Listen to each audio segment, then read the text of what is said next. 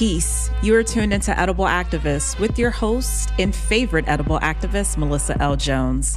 On this show, we honor Black people and their stories in food and agriculture, celebrating legacy, traditions, contributions, and creativity that all stem from the land. So tune in and let's get started.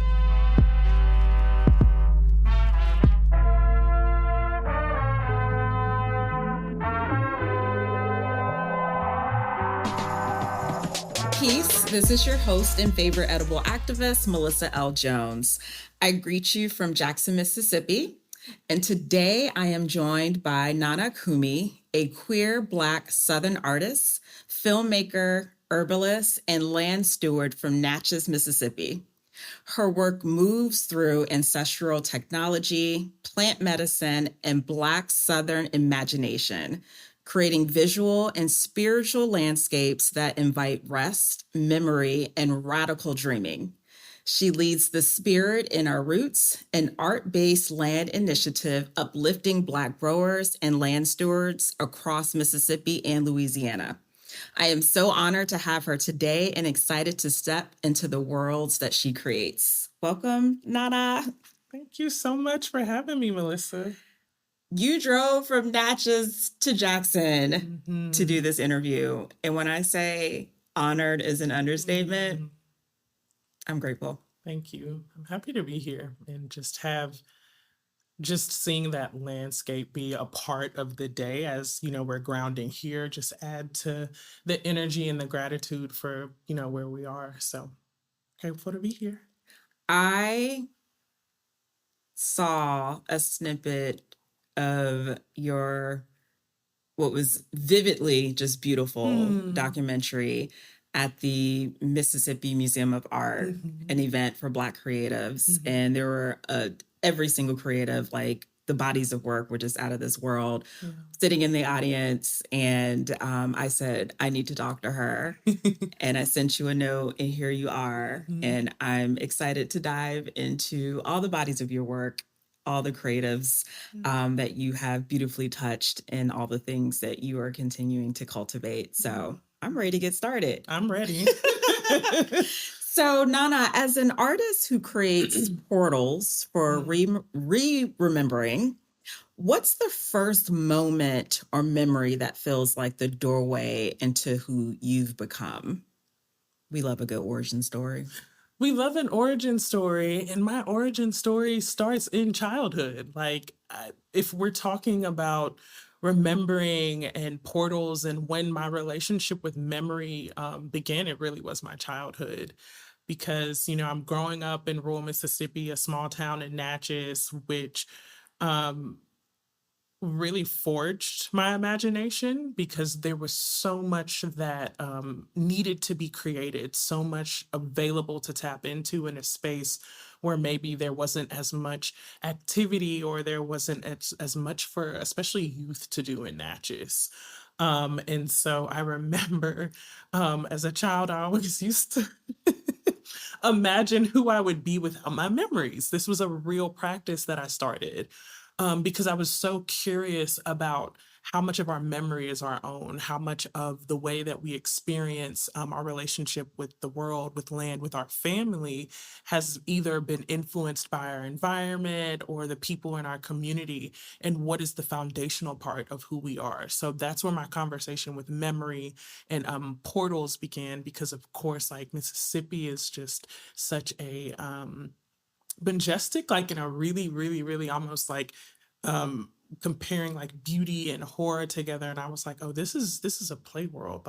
My imagination is running rampant here. And so that really was my origin story, my doorway to how can I create worlds? But also creating those worlds is largely what kept me safe too and sane, because Natchez was not an easy place to grow up. Yeah. You were a small child using memory. I mean, how does it wasn't anything that was learned. It was, you had to use what was innate, and what probably some people don't value, whether it's intentional or not, Yeah. to tap into memory at such a young age is just super incredible. Like, Yeah. wow, I'm blown away. I'm like, what was I doing when I was a child? I was outside. I was Yeah. playing. Right. Oh my goodness. Thank you. That was beautiful. Mm. You uplift Mississippi as the fertile land that shaped you. And thank you for naming that Mississippi is majestic. Oh my gosh. Like what? If you were introducing Mississippi that raised you, and you kind of already did that, Yeah. the land, the people, the spirit, how would you further describe it beyond like it being majestic? Yeah. Yeah, it's there's definitely a deep familial element to Natchez in the way like we know in the South, right? Where we look out for each other, won't always agree or see eye to eye, but there is a sense of protectiveness we feel over each other and space. But so my parents are Ghanaian. They immigrated from Ghana before me or any of my siblings were born, and so I was actually born in Philadelphia, not Mississippi, Philadelphia, Pennsylvania. And then they moved to Houston, so like my first memories are a little bit of being like in Houston, Texas, and then we got to Natchez when I was about 5. And it was interesting. It's actually because of the work that I'm doing now that I'm able to go back and retrospect and understand so much of like the racial tension in Natchez and it being a place that really didn't integrate until the 90s, so I'm talking and sitting with people who are in their 30s and 40s and older and telling me like up until the 80s like this was a place that still had segregated proms, Which is recent. which is recent. So recent. Recent. And being a truth teller is a deep part of my work, and people don't want to talk about the ugly or the painful things, or people don't want to talk about the shadows, right? Whether we're talking about our personal shadows as people or collectively, but that's what my work is about investigating, because the way that I see it on levels as an artist, as a medicine keeper, is that there's medicine in our darkness, right? There's medicine in facing the truth.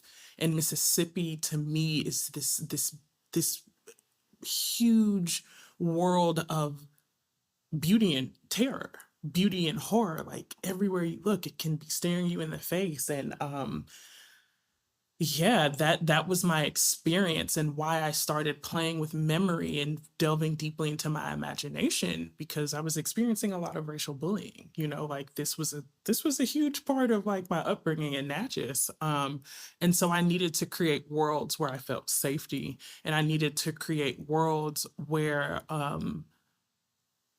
I could stay close to my heart despite kind of like the lack of humanity that I was experiencing or seeing other people being subjected to. Tapping into Black imagination is magical. Oh my goodness. I mean, we come into this place just already as a creative being, and the things that we create, even externally, whether it is, a documentary, a body of work and art, but like in our minds, like where it starts, that seed.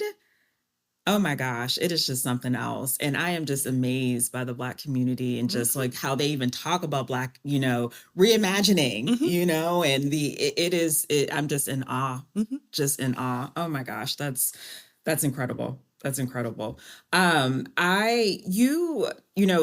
Your work blends art, ritual, plant medicine, land stewardship. How did you come to understand your creative practice as a form of ancestral technology? COVID was the catalyst. Ooh. No COVID. that 2020, hindsight is 2020. It was so interesting because I finally made it to New York after like fighting for my place as an artist and knowing like I want to be a makeup artist. Like this is what I want to do. I want to work in beauty and fashion. I want to have these experiences of just being also putting myself once again in the fire, because I'm like, where can Mm. I go that's gonna like mold me the most? Where can I go? I literally used to say this to myself, like, New York is that place where they're like, if you can make it here, you can make it anywhere. It's a bottomless pit, that's for sure. So if It you it definitely can be, yeah, it but you really can make it can. out. Well, let me not say that not everybody who goes there falls into a pit, Yeah. but like it's actually but it is the hard knock life for real. No, it truly, it deeply is. And so, when I came back home, when COVID happened, for many people, right, we were having these spiritual awakenings. And I cannot forget the moment where I literally was sitting on the edge of my bed. And I was like, when did I make a conscious agreement to make my life about a career? Oh. I asked myself that. And I was like, oh, I never made a conscious agreement. This is how we're socialized, right? It's get good grades, get into a good college, have a good career so you can have like all of, the things that you need in life. And I I was like, still feel bamboozled by all of I that. mean, Can I it say? is hoodwinked, led astray, all the things, right? And it's like a circuit, like like a spiral, right? Like we move through different iterations of like what this phase of our life means, like as far as like career, not career. But the way that I look at it now is like it's purpose, right? That there's work and then there's work, Hmm. because like work is like that's what you came here to do. And so when I asked myself that question and I reflected on it, it was really hard. It took me months, but I was like, oh, my chapter in New York is closed because I was there for my career. Like I had an amazing, wonderful, successful career in such a short time span as a makeup artist. And I was fortunate enough, like people were still hitting me up for work. Like it was hard to say no. Like there was everything was still there. But I know that's right. I'm not mad at that, Yeah. but I get it. Yeah. A close is a close. Yeah. Yeah. And so that's when I started like delving into like herbalism. And of course, like once you start connecting more deeply with the land, with plants, right? That's when to me that ancestral memory starts becoming more conscious and it just starts sparking so many things. Mm. Yeah.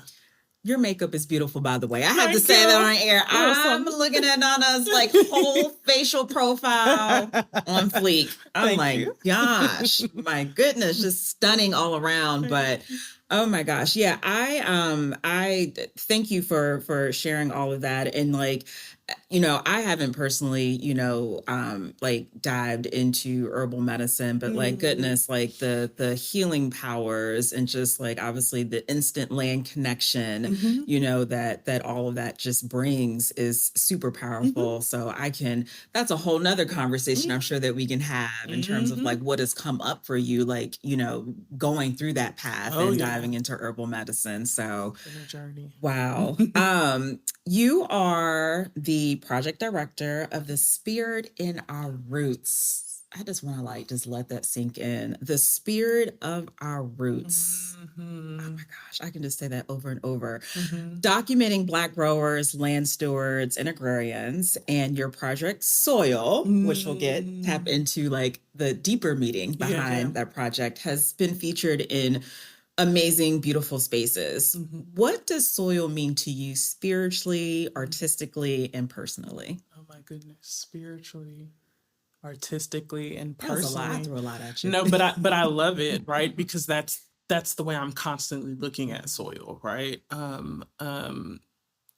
To me, the first thing that comes is birth, so birth, life, and death. Because when I think about, Mississippi, we got the good soil. That's what we are. Oh, Mississippi, we got that good soil. And Natchez, we got the silt loam. Then you go into the Delta, like it's just good earth, right? Like good earth. So when I think about but also like I don't believe so good versus bad earth, but I just know like that richness and always hearing and experiencing the richness of our land in Mississippi, and also the connection to Ghana, right? That red clay dirt, and always like seeing, okay, connections, right? So to me, soil is life, birth, and death. I think about, when we transition from this life, right? Our bodies, our physical vessels remain a part of this earth. So all of this intentional separation that has been created to sever our memory from the land, sever our memory from ancestral remembering. As a memory tender, memory worker, I strongly believe that closing those gaps and reigniting that memory comes from our ability to connect with the land and to be with the land, because the land remembers, right? Which is an indigenous practice way of being in connection with our world and our land and space. The water has memory, the soil has memory, the trees, the trees have memory. And I just think about all the things the trees have seen, like all the things that the water has seen. And, depending on your practice or what you believe, but soil is birth. It is death. It is life. It is safety for me too, because a lot of the way that I work creatively, some would call like the sacred dark. So it's like a deep pulling away and going within myself internally to be quiet so I can listen to the divine, so I can hear myself, and kind of just work on tending whatever comes out of that. And then we kind of like, oh, okay, it's time to go back into the world. So yeah, that's what soil is. Oh my gosh, so many good points to pull. I mean, Nana, the way that you speak about this is so eloquent. I just want to say that it Thank is so you. eloquent. It's so beautiful. Touching on like the connection points with Ghana, the red clay, Mm. the trees remember, they see like how much have trees seen. I mean, so much was just coming up for me. I remember like my mother's from Alabama. So many stories of like how they see dirt. Mm-hmm. That good red, it was like that Mm-hmm. earthy, like literally just to walk through the Mm-hmm. country eating dirt. Yep. And when I go back down to Butler, knowing it don't exist, I'm like, where that dirt at? I want to Yeah. try it, Yeah. And I'm blessed to just have those memories that my Mm-hmm. mom has. So just making that connection point when we're talking about like what have trees seen, I think about like how we gather, at like our auntie's or Big Ma's house. We're in the back, or my aunt planted a tree in the back of my Big Ma's house. And like when they used to do like their Sunday like gatherings or just be back there, I'm like, but what else have you seen? Like I remember like I was little coming down Mm-hmm. here, like being in that back. I'm like, Mm-hmm. we won't even get into the pecan trees and what they've Oh my witnessed. goodness, Can the we? pecan trees. So sacred. Mm-hmm. So Mm-hmm. sacred. Oh my goodness. Mm-hmm. So I mean just so much just to pull from that. Yeah. Oh my gosh. Mm-hmm. We could talk about soil all day. You did also say something that there isn't you don't believe in like good dirt versus bad dirt is It's kind of, because it's like a binary in general in life. I don't really mm, think too much about good and bad. I think about what is aligned in attunement, because once ah, again, right, if we go back to our practices way back when, we understood, right, that there's multiplicity in all things, right?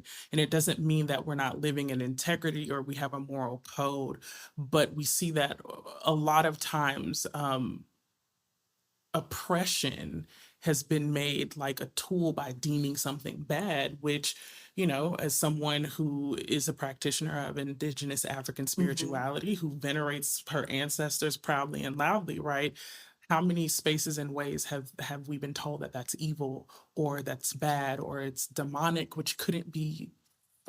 It's ludicrous. Okay. Ludicrous. I mean, let's talk about race, which is socially constructed, and it's just like the darker skinned people, brown skinned people are bad. Yeah. Yeah. And because of that, you can't drink from our water fountains. You can't use our bathrooms. Like, And then insidiously, right, when you are programmed to view something as bad, as less, you won't even be aware of your own biases in the ways that that shows up. absolutely not. So I think that's also a part of doing the ancestral work, is to learn that like we have to exist in the multiplicity, we have to live in the both and in our worldviews and understandings of things. As they like to say on the internet, it's like nuance. Nuance. Nuance. had a penny or a dollar for every time. Listen, I use it too. So let me stop. I'll use it sometimes too. You know what? It makes me think about, what are some of the practices that you have engaged with to reprogram the mind? I mean, yes, we talk about imagination obviously being like a big one, right? But like, obviously you grow up, you're in this cyclical, like, will of like, all right, like you said, get your degree, do this, this is bad. And I got to an age and I was just like, wait a minute. And thankfully to my therapist, oh my gosh, to be like, these are beliefs that did not come from me at all. That part. They didn't come from me. That part. So the deconstructing that I'm still having to go through that was associated with a lot of guilt and even like pain, I had to do that work. So I'm just interested. I know we're kind of like deviating, but it is an important part, of this conversation. So, I'm just curious. Yeah. Also, shout out to the therapist. Therapy, definitely a proponent of therapy. It's such a layered thing because it's you're always going to walk. Life is an initiation, right? And so when we talk about the remembering or the activating of the memories, which also is not always an easy thing, right? Which sometimes you're going to meet that with resistance, right? Sometimes you're not going to want to expand past your growth edge when you're being confronted with, I have been attached to a belief or a way of understanding about the world. And now I have to confront this thing because now it's about to deconstruct and it's about to reshape my world. And so there's been communities that I've been in that have been super beneficial. I will say New York really started offering me kind of like spaces and ways of seeing different ways that folks gather that I had never been before. I was like, oh, okay, like there's like sound bowl meditations or people are gathering on the land in this way or they're gathering in space this way. Like that really opened it up. And there was a beautiful, beautiful space that I was blessed enough to live blocks away from that I had seen on Instagram called Hill House. Hill House was co-owned by two Black folks, and that was my saving grace in New York. Because I actually 2 weeks after I moved to New York, I actually fell down the stairs and triple fractured my ankle. Oh no! I was non-weight bearing for 3 months. Oh no! I mean, those walk-ups in New York are something serious. And listen, marble stairs in Brooklyn, like it's not a game. And so seeing spaces like that, which to me is like, oh, that's sanctuary. Like, church has several meanings, several shapes, several forms of like what connecting and spirit and praise and devotion looks like. And so that's really what it's been. It's been a walk of devotion of like seeing what spaces are actually helping me cultivate and tend to my spirit and my connection with my ancestors. And I do want to presence ancestor Malidoma Patrice Somé, who was a very wise Dagara shaman, elder, and brought so much of the teachings of the Dagara people to the West. And I am grossly, misquoting this, but he said that every person's purpose in life or their desire in life is to fulfill and actualize their purpose, but to have that done in community, right? So I don't believe in self-care, self-made, like everything we're doing is always accompanied by either other people. If you believe in the unseen, your ancestors, the land. And so that part of it being a communal thing and taking the pressure off of my well-being is only my responsibility, right? Is really what helped that, because that's the way our ancestors live. Like that's the way of being. And, that's part of the harm of colonization is it made us this individualistic culture and society that, people want to be self-made. And I'm like, there is no such thing as being self-made.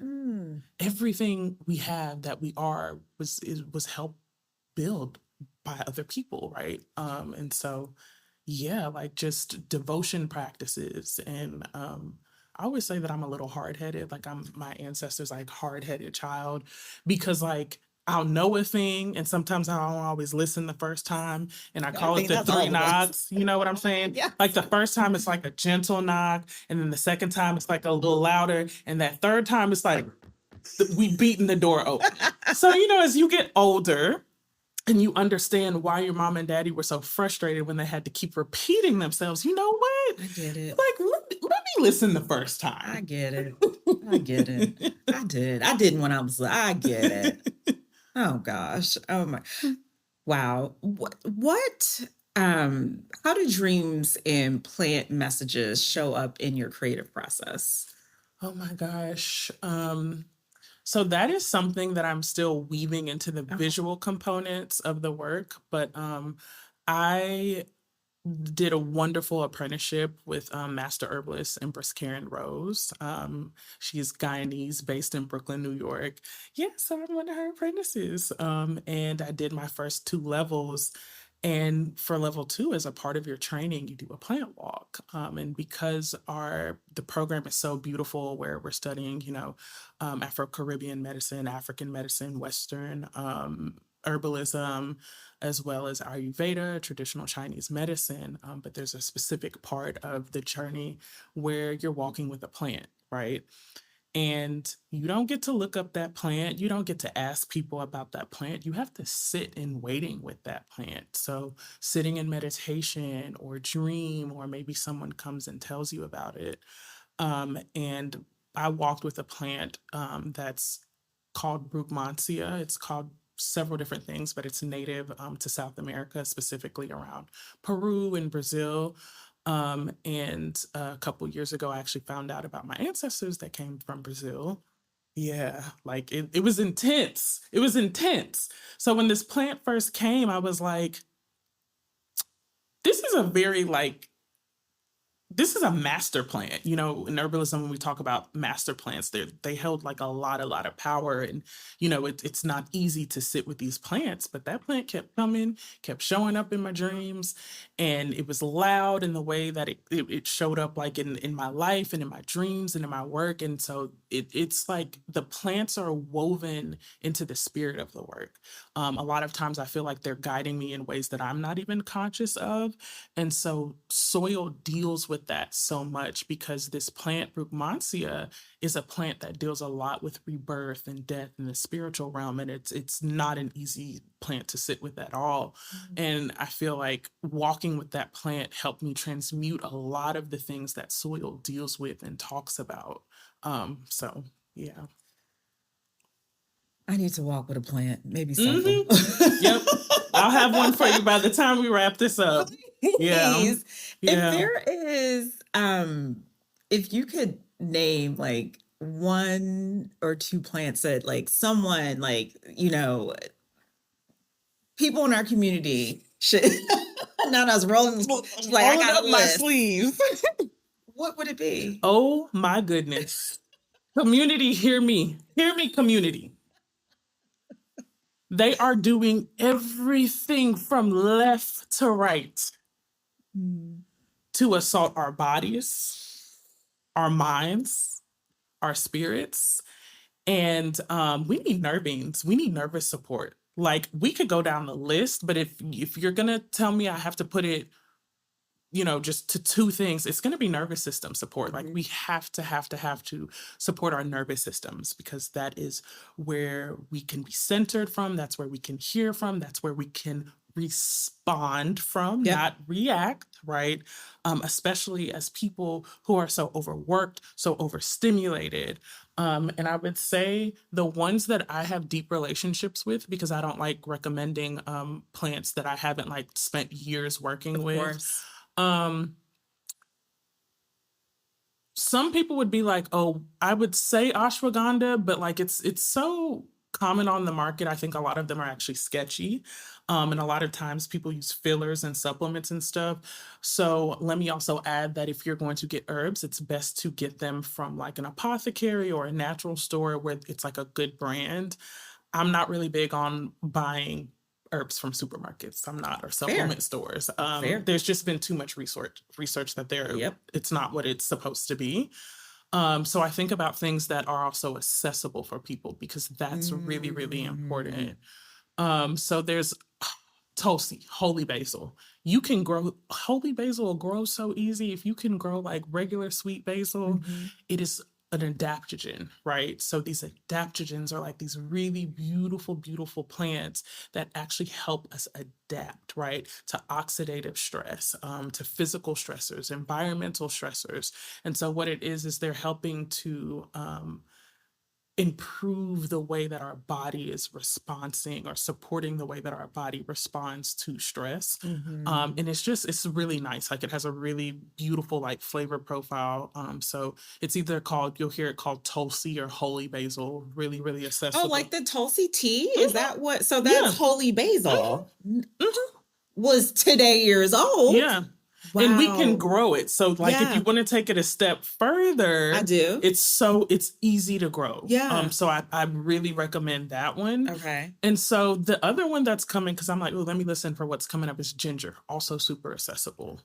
Ginger is so good for our digestive systems. It's good for our livers. It's also like a very fiery root. And Mhm. you know, like the most medicine is in the root. It's in the root. It's in the fruit, baby. And so that's also super accessible. So like cooking with it, making a tea with it, like it took me a while to build a relationship with ginger. COVID is actually what started it. I was so anti.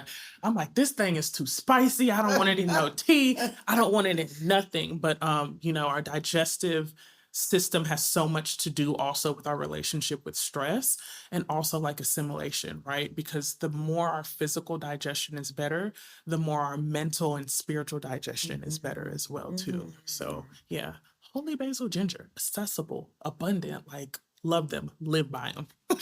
Noted. Yeah, Noted. yeah. Thank you. And I love me some ginger. I mean, my middle name might as well be Ginger. Like, that's just Hmm. how much I love me some ginger. Yeah. It's always like my first go to for like anything. No, Ginger. seriously. Ginger. I would make a ginger tea so quick. Yep. Ginger. I'll chew it so That's what I was ginger. about to say. If you want to be a gangster Oh, and you don't I'm have time, there. you just take that piece and I'm telling you because I have like such a sensitive like Hmm. digestive system. Hmm. I'm like, give me a piece of ginger and like I can get rid of Yeah. whatever this Yeah. is. Yeah. You know what? When I was flying here, I started, and I don't know what it is, y'all, as I get older, but I'm in the air. I don't know, because I'm fine when it comes to Mm. flying, but like I buy ginger chews, which, like I could bring a piece of like, but there's a ginger chew Yeah, that I the really ginger like it chews are though. good too. Yeah. Yeah. And I started to get woozy and I was like, what is happening here? I'm like, this doesn't, I've noticed it like the last like couple times I started flying and I was like, what? Hmm. Ginger chew saved my life. Yep. I was like, because Yep. not. Not today. Yeah. And you make a great point, right? So for traveling, like ginger chews, or if you Mhm. can have like a ginger lemon tea, like Mhm. just something with ginger, I think is just great. And also because of how like antibacterial, antimicrobial it is, like it helps keep, those germs that we don't want and need. Like, so yeah, you got that digestive system Yeah. like just good, like because I think about that fire also spiritually, right? It's protective, so it's helping Mm. to protect and support our digestive system, right? Our immune system and those things. So Noted. Say less. mhm, Say less. yeah. Nana, as you continue tending to the land, lineage, and imagination, Mhm. what new creative or spiritual work is sprouting for you? Like, what feels like the next seed you're planting? Oh my goodness. Right now it's I have kind of like my three main projects, and I would love to mention also as an artist who's living and working in Mississippi, the support that is possible for me to do this project. So Mm. the Spirit in Our Roots is sponsored by the National Performance Network. They are based in New Orleans. And I'm actually just so grateful because that really helped me see like other ways of helping to support, just doing the artwork. Cause that's a big part of the conversation is like, how is it funded? How do you support yourself as an artist? How do you Big get the question. work funded? And that's important. And then the Mississippi Center for Cultural Production, who's also known as SIP Culture, wonderful people based in Utica. Yep, Brandy and Carlton Turner.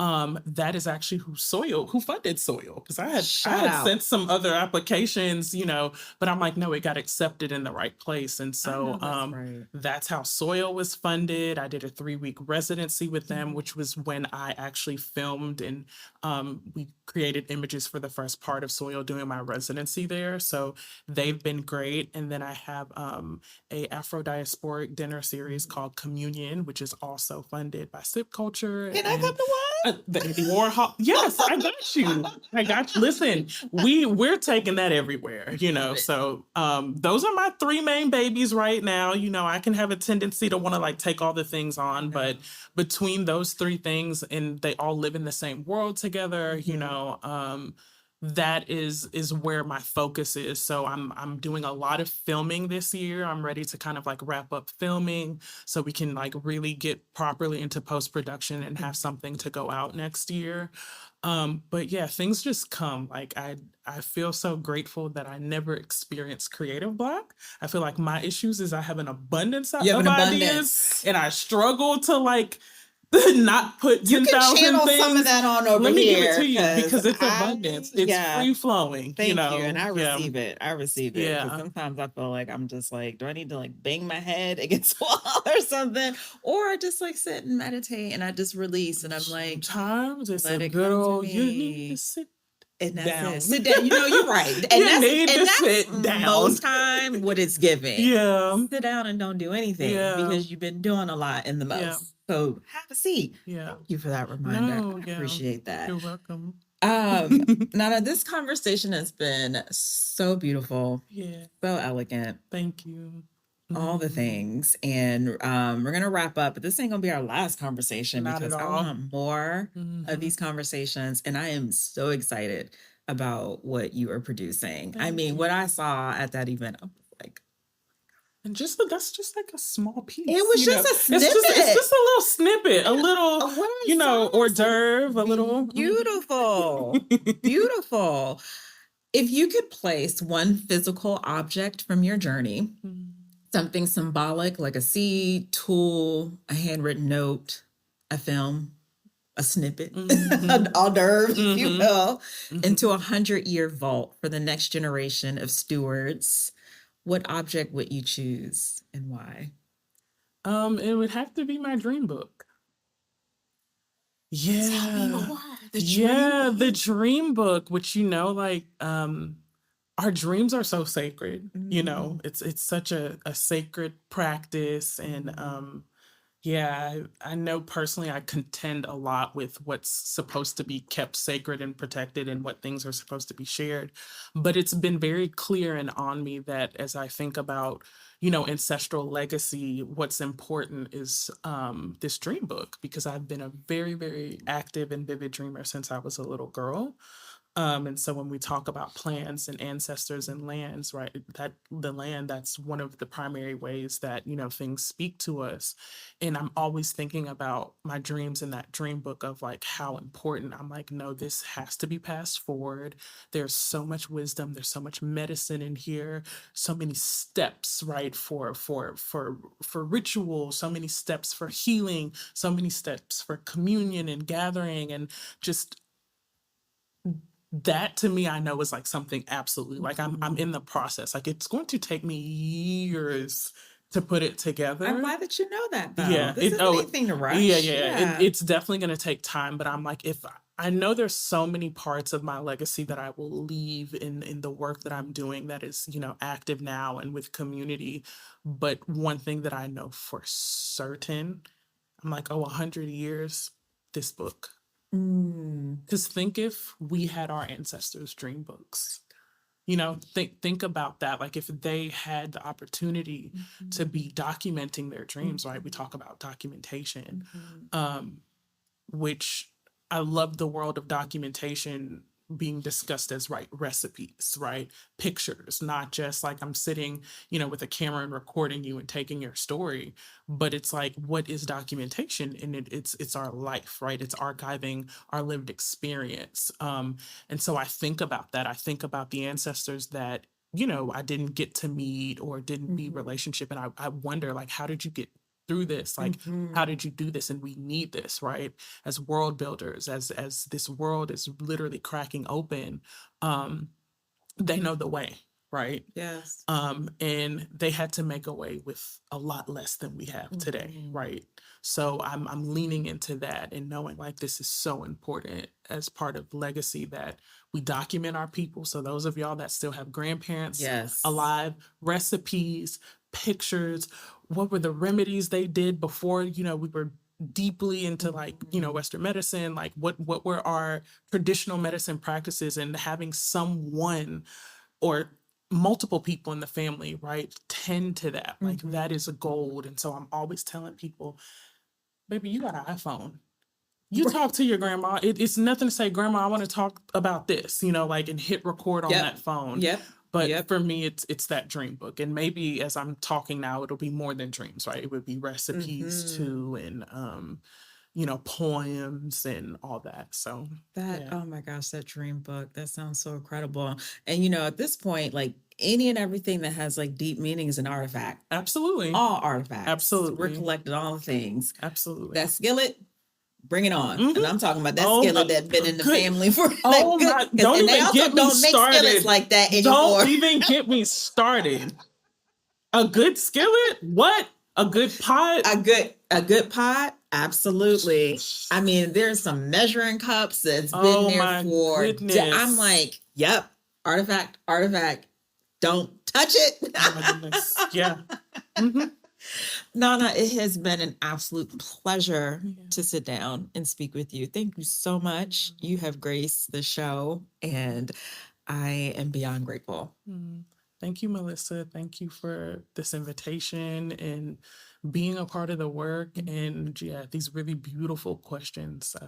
I love this. I can't wait to visit Natchez. I'm ready, y'all. Y'all ready to come to Natchez? Open invitation. I want all the people in Natchez for real. Let's do it. Let's do it. All right, y'all. Peace. Peace. Thank you for listening to Edible Activists. You can find today's episode on Spotify, iTunes, and Simplecast, and follow along on all social media platforms at Edible Activists for updates. Want to support this platform? You can do so by purchasing our commerce or connecting with me about media partnerships at www.edibleactivist.com. In the words of Baba Tariq Adunu, there is no culture without agriculture. Peace.